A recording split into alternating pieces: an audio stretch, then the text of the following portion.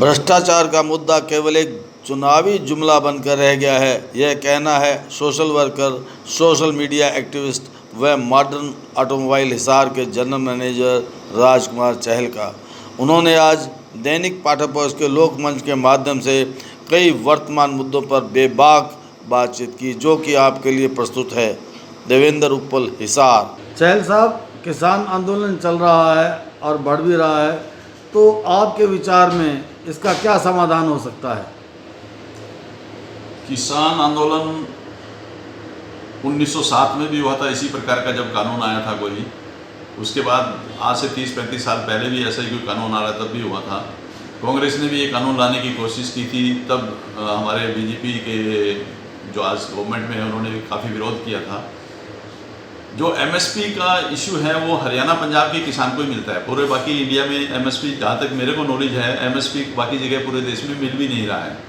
सिर्फ हरियाणा और पंजाब के किसानों को मिल रहा है, जो कि काफ़ी फार्मिंग कम्युनिटी काफ़ी एक्टिव है और काफ़ी ज़्यादा यील्ड जो हो रहा है हमारा पैडी का, व्हीट का, वो सिर्फ हो भी हरियाणा और पंजाब में ही रहा है।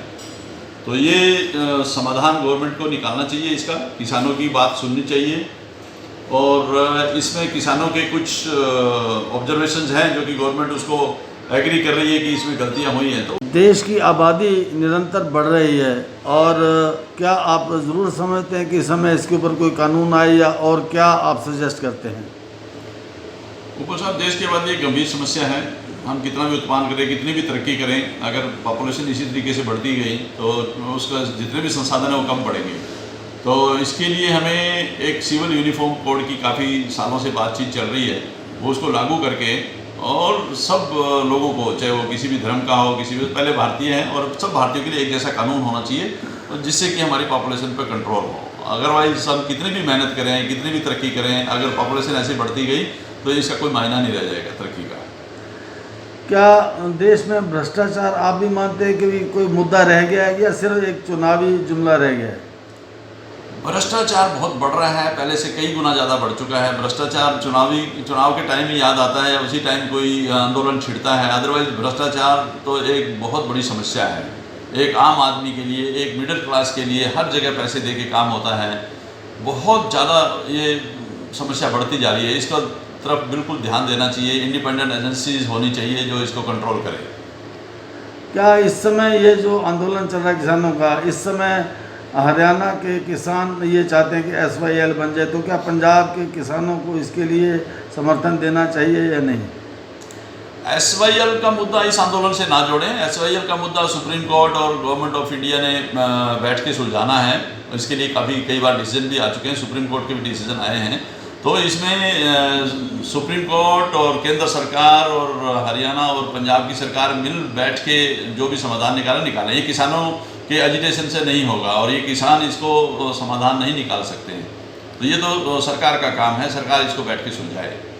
आज की वर्तमान स्थिति में केंद्र सरकार को क्या करना चाहिए ताकि ये जो किसानों का आंदोलन है ये समाप्त हो सके? किसानों की समस्या गंभीर है।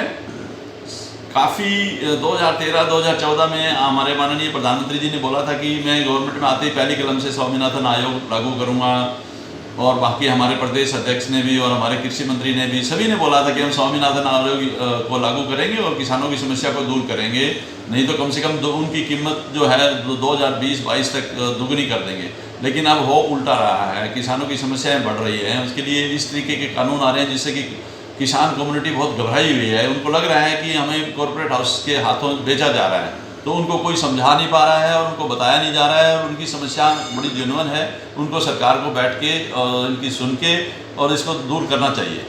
तो मिनिमम सपोर्ट प्राइस के बारे में?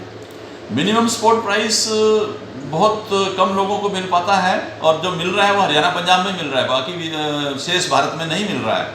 तो जो मिनिमम सपोर्ट प्राइस की बात है वो डेफिनेटली हमारे को बहुत सालों से मिल रहा है, हरियाणा पंजाब के किसानों को मिलते रहना चाहिए। और जहाँ तक बात सब्सिडी की है, पूरे विश्व में अमेरिका, जापान, ऑस्ट्रेलिया, सब लोग किसानों को बहुत ज़्यादा सब्सिडी देते हैं। अगर हम 15,000 रुपये दे रहे हैं तो वो 40 लाख तक देते हैं। तो उनकी सब्सिडी हमारे बाकी देशों की सब्सिडी हमारे देश के वास्ते बहुत ज़्यादा है। ये जो 3 अध्यादेश हैं इनके बारे में? तीन अध्यादेश के बारे में देखो, देश के अंदर इतना बड़ा बवाल मचा हुआ है, गवर्नमेंट इसके ऊपर कुछ समझा नहीं पा रही है, देश को कुछ बता नहीं पा रही है। किसानों को जाकर के उनको बताया जाए कि ये तीन कानून हैं क्या और उनको क्या नुकसान होगा, क्या फ़ायदा होगा, देश को क्या नुकसान है, क्या फ़ायदा है। तो ये किसानों को बैठ के समझाया जाए और उनको समझाने के बाद जो उनके पक्ष है वो सुना जाए और उनकी समस्या का दूर करना चाहिए। अब आज की डेट में इतने बुजुर्ग लोग वहाँ पे खुले आसमान में सर्दी में, जहाँ टेम्परेचर 1 डिग्री 2 डिग्री तक आ चुका है और लेटे हुए, तो उनका समाधान निकालना चाहिए। जहाँ तक हिसार नगर की बात है, आप एक जागरूक और बड़े सोशल वर्कर भी हैं, तो यहाँ एक या दो बातें जो निगम या प्रशासन को तत्काल करनी चाहिए, ऐसी क्या बातें हैं जिसका एक तरफ उनका ध्यान जाए, नगर निगम और प्रशासन हिसार नगर के लिए? हिसार के अंदर 15-20 ग्रुप्स हैं जो बहुत अच्छी साफ़ सफाई का ध्यान रख रहे हैं, इंडिपेंडेंट फ्री सर्विस दे रहे हैं और काफ़ी साफ़ सफाई हिसार में कर रहे हैं। और हम हिसार वासी बहुत लकी हैं कि हमें बहुत अच्छे म्यूनिसिपल कमिश्नर मिले हुए हैं, गर्ग साहब। वो खुद एक एक चीज़ को ग्रुप में व्हाट्सएप पे जैसे भी कोई कंप्लेन करता है तो इमीडिएटली उनको सोल्यूशन देते हैं और वो खुद जाकर के वहाँ पे निरीक्षण कर रहे हैं। तो हमारे कमिश्नर साहब बहुत ही अच्छी सेवाएं दे रहे हैं हिसार को और बहुत अच्छे काम भी कर रहे हैं वो। लेकिन कुछ जगह मैं देख रहा हूँ अभी सर्दी में काफ़ी लोग सड़कों पे लेटे हुए हैं, गरीब लोग आए हुए हैं बाहर से, वो सर्दी में कैसे आते हैं और वो ओपन में ही निवारण कर रहे हैं अपना, ओपन में ही सब कुछ कर रहे हैं और उनको कोई सारी एडमिनिस्ट्रेशन उनके पास से गुजर रही है। लेकिन आप देखें तो यूनिवर्सिटी गेट से लेकर सेक्रेटरीट तक कम से कम 50-40 फैमिलीज हर सर्दी में आके लेटते हैं वो वहाँ पे और ओपन में सब कुछ करते हैं, लेकिन उनको कोई देखने वाला नहीं है भी ये क्या हो रहा है। तो ये चीज़ें कुछ समस्याएं हैं, कुछ ग्रीन बेल्ट्स हैं जिनके अंदर लोग कूड़ा डाल रहे हैं, उसकी सफाई नहीं हो पा रही है। बाकी कुल मिलाकर के हिसार में सफाई पे ध्यान दिया जा रहा है। धन्यवाद चहल साहब। धन्यवाद सर, धन्यवाद।